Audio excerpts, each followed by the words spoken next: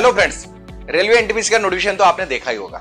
उसका form fill up करने का डेट क्या है, एग्जाम का सिलेबस क्या है, पैटर्न क्या है, ये सब हम डिस्कस करेंगे और लास्ट वीडियो में भी हमने डिस्कस किया था। लेकिन आज हम थोड़ा इन डिटेल में देखने वाले हैं इस नोटिफिकेशन को और स्पेशली रिलायबल एकेडमिक तरफ से वंदे भारत ऑनलाइन बैच भी लॉन्च की जा रही है, तो उसके बारे में हम डिस्कस करेंगे। तो दोस्तों लेट्स सी क्या है अभी एनटीपीसी का वैकेंसी। आपने देखा नियर अबाउट 11,558 टोटल वैकेंसी और उसका जो फॉर्म फिलअप करने का डेट है ये 14 सितंबर से स्टार्ट हो गया।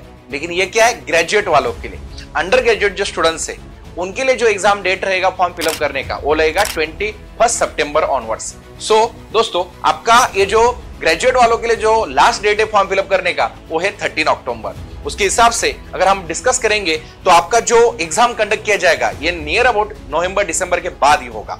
सो लेट हमें प्रिपरेशन करके रखना है, रेडी रहना है कि हम कैसे उस पर टारगेट करेंगे। ओके, और ये बहुत बड़ी गोल्डन अपॉर्चुनिटी है।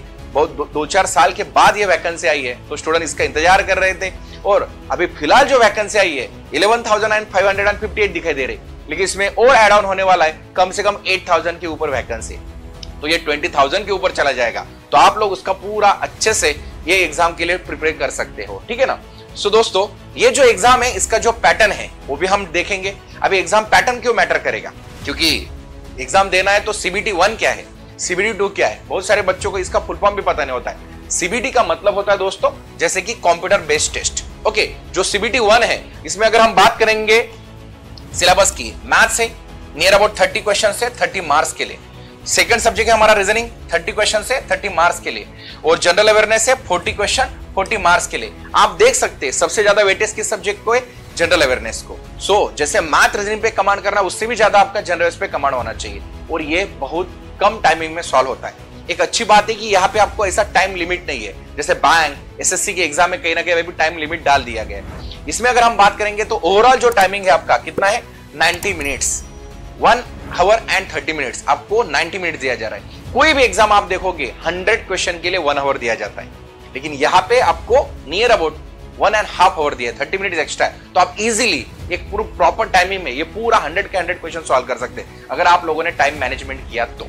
सो दोस्तों इसमें भी 40 क्वेश्चन आपके क्या है, टिक करना है आपको, सिर्फ क्वेश्चन रीड करना है और टिक करना है। सॉल्व करना है आपको मैथ्स के क्वेश्चन और रीजनिंग के, उसमें भी आपको ज्यादा टाइम लगेगा मैथ्स को। रीजनिंग भी आपका विदिन 10 to 20 मिनट में हो सकता है, एक्चुअली देखा जाए तो 15-20 मिनट में हो ही जाएगा आपका। सो आप उस हिसाब से अगर आपने टाइम मैनेजमेंट किया तो ये बेस्ट रहेगा आपके लिए। सो ये हो गया उसके बारे में। अगर हम बात करते हैं अपने CBT 2 की, CBT 2 क्या रहेगा, देखो जैसे CBT 1 है कंप्यूटर बेस्ड टेस्ट 1, उसके बाद रहेगा आपका कंप्यूटर बेस्ड टेस्ट 2।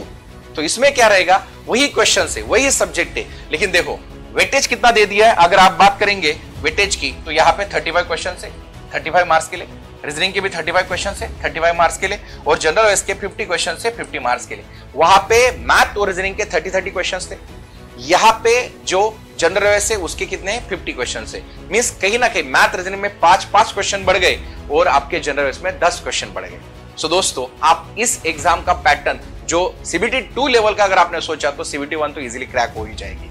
सेम है, सब टाइमिंग भी चेंज नहीं है। देखो 90 मिनट से मेरे हिसाब से ये अभी तक की सबसे बड़ी गोल्डन अपॉर्चुनिटी रहेगी आपके लिए अगर आपने अच्छे से प्रिपरेशन किया, क्योंकि इंग्लिश सब्जेक्ट भी नहीं है, आपको 3 ही सब्जेक्ट पे आपको फोकस करना है। मोस्ट ऑफ द एग्जाम्स में आपको लैंग्वेज का भी सब्जेक्ट होता है, यहाँ पे उन्होंने लैंग्वेज की कंडीशन तो डाली नहीं है, तो आप उस हिसाब से उसका प्रिपरेशन कर सकते हैं दोस्तों, ठीक है। अगर हम बात करते हैं इसके बाद कि एक्चुअली मैथ्स में सिलेबस क्या रहेगा, मैथ्स में वही अपना रेगुलर सिंप्लीफिकेशन का पार्ट रहेगा, अरिथमेटिक का पार्ट रहेगा, उसी के साथ आपको एडवांस मैथ भी रहेगा जिसमें ट्रिग्नोमेट्री, ज्योमेट्री, अलजेब्रा, ओके, ये और नंबर सिस्टम का पार्ट रहेगा। रेगुलर आपका सिलेबस है नंबर सिस्टम जैसे डिस्कस किया, डेसिमल फ्रैक्शन, ये सिमुलेशन का पार्ट होगा। Time and word, time and distance, average, ratio position, ये रेगुलर पार्ट आपका रहेगा। उसी के साथ अगर हम रीजनिंग की बात करेंगे, रीजनिंग में भी आपको रहेगा अपना general mental ability, logical reasoning, verbal reasoning और नॉन वर्बल रीजनिंग। इन चारों पे आपने अच्छे से प्रिपरेशन किया तो आप रीजनिंग में भी अच्छे से स्कोर ला सकते हैं। और नॉन वर्बल के क्वेश्चन तो बहुत इजी होते हैं, क्वेश्चन देख के सिर्फ आंसर टिक करना है, सॉल्व नहीं करना होता है। क्लियर है दोस्तों। और सबसे इंपॉर्टेंट सब्जेक्ट है जो आपका ऑब्वियसली गेम चेंजर भी बोल सकते हैं और स्कोरिंग भी है, वो है आपका जनरल अवेयरनेस।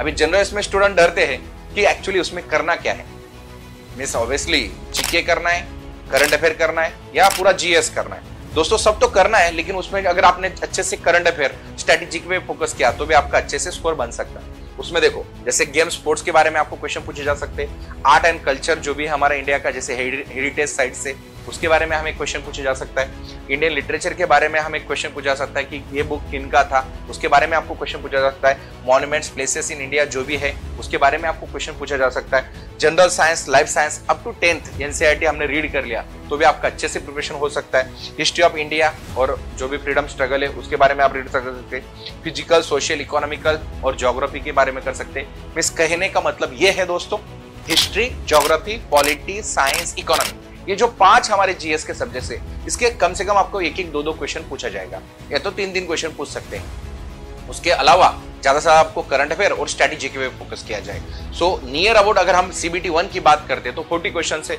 आप लोगों ने अच्छे से उस पर प्रिपरेशन किया तो आपका अच्छे से स्कोर बन सकता है। सेम सीबीटी 2 के लिए सिर्फ क्वेश्चन बढ़ रहे, सब्जेक्ट वही रहेंगे तो आपका ये प्रिपरेशन उसके रिगार्डिंग रहेगा, तो ये स्कोरिंग सब्जेक्ट रहेगा आपका सबका। ठीक है, आगे बात करते हैं जैसे जनरल इसमें और एक्स्ट्रा क्या आ जाता है आपका, जैसे यूनाइटेड नेशन अदर जो भी इंपॉर्टेंट इंटरनेशनल ऑर्गेनाइजेशन उसके बारे में पढ़ाई जाएगा, इन्वायरमेंटल इश्यूज रहेंगे, ओके कुछ एब्रिविएशंस आपको पूछ जाएंगे कॉमन, ओके ट्रांसपोर्ट सिस्टम क्या है, इंडियन इकोनॉमी क्या है, फेमस पर्सनालिटी जो भी न्यूज में है जैसे अभी बांग्लादेश की शेख हसीना मैडम उनके बारे में पूछ सकते हैं, ओके वैसे ही जॉय बाइडेन के बारे में पूछ सकते हैं। ये कहीं ना कहीं अभी स्पोर्ट्स में अगर आप देख सकते हैं स्पोर्ट्स में भी अभी ओलंपिक पैरालंपिक में बहुत सारे मेडल्स हमें मिले, उन पर्संस के बारे में आपको क्वेश्चन पूछ सकते हैं, तो ये आपको ओवरऑल टारगेट करना है। क्लियर है? ओके उसी जैसे फ्लैगशिप गवर्नमेंट के जो भी कुछ स्कीम्स है गवर्नमेंट की स्कीम उस पर भी आपका फोकस होना चाहिए, कौन सी स्कीम कब लॉन्च की गई, अगर आपने ये अच्छे से कर लिया आपका स्कोर बढ़ सकता है। सो फाइनली हम इसी प्रिपरेशन के लिए रिलायबल एकेडमी की तरफ से जो स्पेशली बैच लॉन्च कर रहे हैं दोस्तों उसका नाम है वंदे भारत ऑनलाइन बैच। इस बैच में आपका जो भी है प्रिपरेशन ये 25 सितंबर से स्टार्ट हो रहा है। जो ऑनलाइन बैच का हमारा टाइमिंग रहेगा ये रहेगा 5 PM से लेके 6:30 PM तक। इस बैच में हम आपको हमारी तरफ से जो भी रहेगा पूरा ऑनलाइन जो भी गाइडेंस है वो प्रोवाइड करेंगे। डेली डिजिटल बोर्ड पे ही आपका 1.5 आवर का लेक्चर डिलीवर किया जाएगा, उसी के साथ लाइव और रिकॉर्डेड लेक्चर आपको प्रोवाइड किए जाएंगे, आपका एक पर्सनल व्हाट्सएप ग्रुप बनेगा उसमें आपको ये सब डेली मिलेगा, ओके। और उसी के साथ पूरा PYQ बेस्ड PDF भी आपको हम प्रोवाइड करेंगे, मॉक टेस्ट विद एक्सप्लेनेशन हम आपको प्रोवाइड करने वाले हैं, PDF का करंट अफेयर का जो भी 12 मंथ्स के मैगजीन है वो भी हम आपको प्रोवाइड करने वाले हैं। सो दोस्तों किस बात का आप इंतजार कर रहे हैं, जल्द से जल्द इस बैच को ज्वाइन करो और इस साल की NTPC की एग्जाम आपकी क्रैक होनी चाहिए। ऑल द बेस्ट सबको, थैंक यू वेरी मच।